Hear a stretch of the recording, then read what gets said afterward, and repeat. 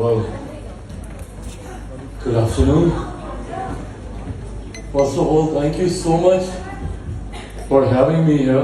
मैं दिल से धन्यवाद देना चाहता हूँ विवेक साहब का कि इन्होंने मुझे ये मौका दिया, ये अपॉर्चुनिटी दी यहाँ पर न सिर्फ आने की बल्कि आप सबसे मिलकर वो इंस्पिरेशन, वो ऊर्जा लेकर जाने की. So thank you so much Vivek ji for giving me this opportunity. Aparajita ji का मैं धन्यवाद करूंगा फॉर हैविंग मी हियर. मैं आरके पुरी साहब का, सेक्रेटरी साहब का धन्यवाद करूंगा कि आपने भी ये अपॉर्चुनिटी मुझे दी और यहाँ पे मौजूद तमाम विमेन अचीवर्स का, यहाँ पर मौजूद तमाम अवार्डीज का, यहाँ पर मौजूद इंडियन डायरेक्ट सेलिंग एसोसिएशन से जुड़े हुए तमाम पदाधिकारी साथियों का, आपके साथ जुड़े हुए तमाम आपके साथियों का, प्रेस मीडिया का. टू बिगिन विद, मेरे लिए ये एक अगर मैं बोलूं कि एक भावुक क्षण है तो है, बिकॉज दिस वॉज समथिंग जिसकी नींव में मेरे पिता आदरणीय रामविलास पासवान जी का योगदान रहा. And it gives me immense happiness and एक प्राउड मोमेंट है मेरे लिए कि कहीं ना कहीं जिस चीज की शुरुआत मेरे पिता के द्वारा की गई, आज उसको आगे लेने का प्रयास मेरे द्वारा किया जा रहा है. तो मेरे लिए ये बहुत ज्यादा महत्वपूर्ण क्षण है. पर हैविंग सेड इट ऑल, खुशी हुई इस बात को देखकर कि जिस तरीके से डायरेक्ट सेलिंग के साथ जुड़े हुए लोगों ने एक नए कीर्तिमान हासिल करने का काम किया. आप सबका परिश्रम, आप सबकी मेहनत. मैंने शुरुआत में बात बोला था, इंस्पिरेशन है आप सब, और मैं हकीकत में बोल रहा हूँ. आप सबकी कहानियां कम ज्यादा मेरे संज्ञान में आई. मैं अभी विवेक जी से आग्रह भी कर रहा था, मुझे पता चला इससे पहले हर किसी ने अपनी अपनी बातों को इस मंच पे आके रखने का प्रयास किया. तो मैं इनसे आग्रह भी कर रहा था कि अगर मुझे वो वीडियो मिले ताकि जब मैं तसल्ली से बैठूं मैं सुनना चाहूंगा, क्योंकि ये स्टोरीज आपको इंस्पायर करती हैं, आपको मोटिवेट करती हैं.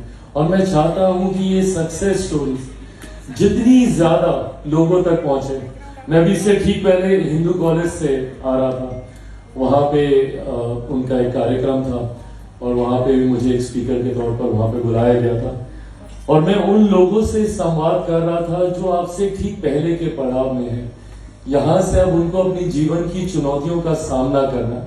और मैं चाहता हूं कि आपकी वो बातें, मैं तो जो अपना ज्ञान नेता के तौर पर देकर आया, बट आप लोग वो लोग हैं जिनकी कहानियां उन बच्चों तक जानी चाहिए ताकि वो आपको अपना आदर्श मानकर, आपकी कहानियों को सीखकर, आपको समझकर, आपको पहचान कर अपने जीवन को संवार सके.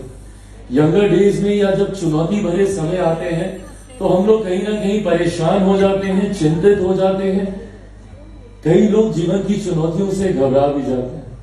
बट उन चुनौतियों का जो व्यक्ति सामना कर पाता है, सही मायनों में वही इतिहास लिखता है. और मुझे लगता है कई इतिहासकार यहाँ पर मौजूद हैं जिन्होंने अपने आप को साबित करने का काम किया.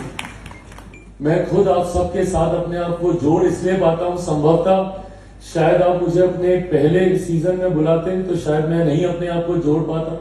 बट क्योंकि मैं आपके छठे सीजन में आया हूं, मैं ज्यादा अपने आप को जोड़कर देख पाता हूं, क्योंकि आपके पहले सीजन और छठे सीजन के बीच में मेरे जीवन में भी कई चुनौतियां आई. इसी दौरान मैंने अपने पिता को खोया. पिता के जाने के बाद मेरे जीवन में एक नया परिश्रम, एक नया संघर्ष को मैंने देखा.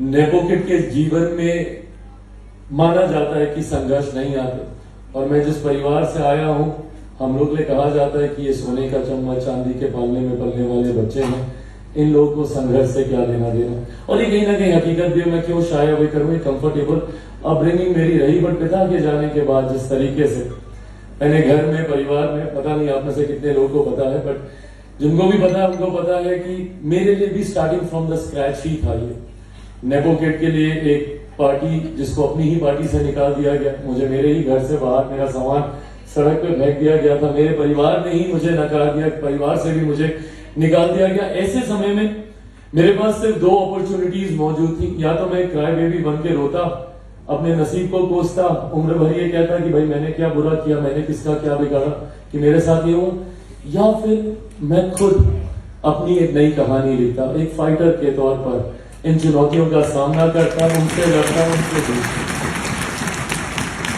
मैंने दूसरा विकल्प चुना और आज जो कुछ भी हूं आपके सामने हूं। और इन्हीं चुनौतियों का सामना आज मैं समझता हूं, जिस विभाग की जिम्मेदारी मेरे पास है, खाद्य प्रसंस्करण की, फूड प्रोसेसिंग इंडस्ट्रीज की जो जिम्मेदारी मेरे पास है, इसके माध्यम से मैंने अनुभव किया। हमारे यहाँ एक स्कीम है, पीएमएफएमए की स्कीम है, जो छोटे एंटरप्राइजेस को, जो छोटे एंटरप्रेन्योर्स को हैंड होल्डिंग प्रोवाइड करती है, उनको इंक्यूबेशन के माध्यम से उनको पूरा वो इकोसिस्टम तैयार करके देती हैं, जिसके माध्यम से वो अपने आप को एज अ एंटरप्रेन्योर स्थापित कर सके। इस माध्यम से मुझे समझ में आया कि कितनी क्षमता है हमारे लोगों में।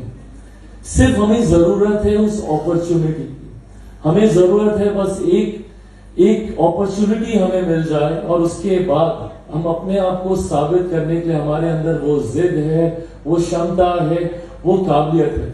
और मुझे लगता है यहाँ पे इस कमरे में हर वो व्यक्ति मौजूद है जिन्होंने हर मिली हुई इस अपॉर्चुनिटी का टू द फुलेस्ट आप लोगों ने उसको संवारने का काम किया। आप लोगों ने उस अपॉर्चुनिटी को यूज कर न सिर्फ अपने आप को आपने स्थापित किया, बल्कि आपके माध्यम से मुझे लगता है कई जीवनों को आप लोगों ने संवारने का काम किया। आपके माध्यम से न सिर्फ आपने अपने घर, अपने परिवार को संभाला, बल्कि ना जाने कितने और ऐसे परिवार को संभाला होगा। डायरेक्ट सेलिंग मुझे लगता है कम ज्यादा हर घर परिवार में किसी ना किसी का एक रिश्ता रहता ही है।